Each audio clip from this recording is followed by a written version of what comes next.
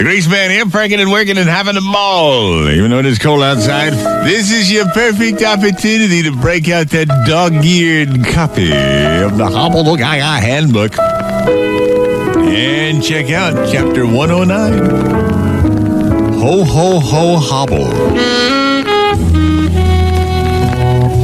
This is the time of year people are partying, they're friendlier. So if there's that thing in your office you've always had your eye on, now's the time to make you play. Get that bottle of blackberry brandy. You know, something sweet, so that if she's a non-drinker, she can at least gag that down, right? Then you wait till 5 o'clock, everybody's leaving. Good night, good night. Don't worry, sir, I'll lock up. Okay, take care. You walk over to her desk as she's putting her little compact in her purse. You set that bottle down, you say, hi. How about a little drink? How about a little holiday cheer? And she looks at the bottle and goes, oh, blackberry, well, I don't know. I haven't really eaten all day, and I normally leave right at 5 so I can get home and walk the dog. You say, come on, you're going to let your whole life be run by your dog's bowel movements?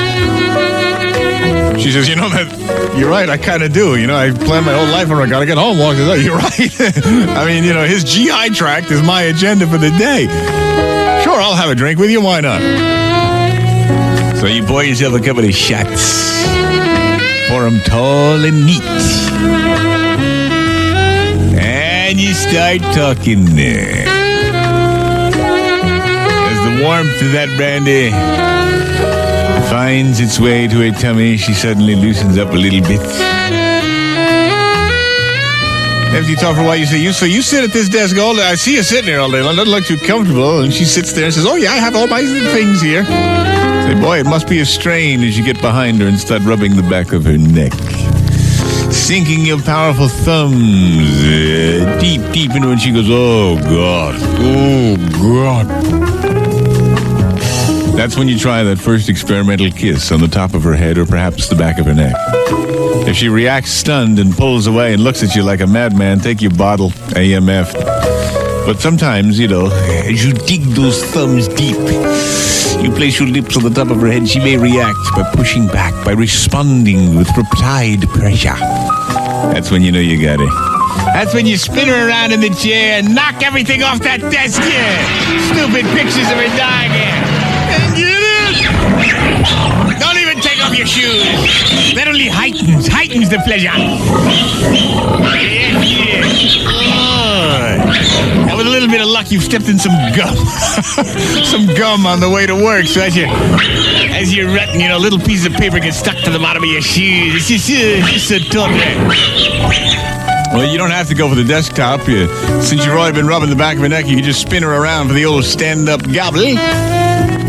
All right. It's one technique I employed successfully on top of the Xerox machine. Oh, man. I didn't realize it, but in the frenzied coupling, we'd accidentally hit the print button. And there we were, wailing away, while we kept getting repeatedly bathed in green light. That thing was just shooting them copies right out there. We didn't notice it because they all just shot out and went behind the machine. The next day, the boss looked behind us, saw all those papers in there, all those copies. He picked them up, he looked at them, he said, hey, who Xeroxed all these pictures of Willie Nelson?